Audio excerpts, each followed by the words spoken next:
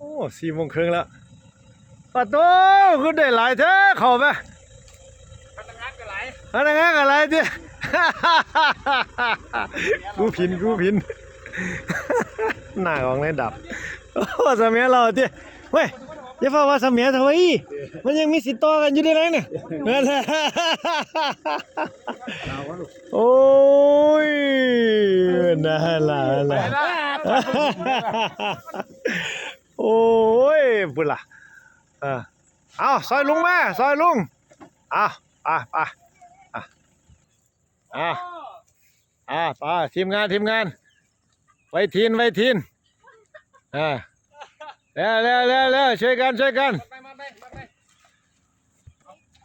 ใส่กัน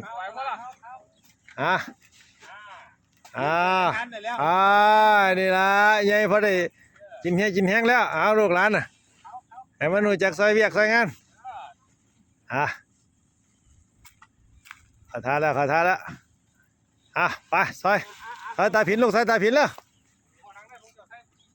เร็วโอ้ก็ยังเห็นทรงเถ่าเลยใช่ไหม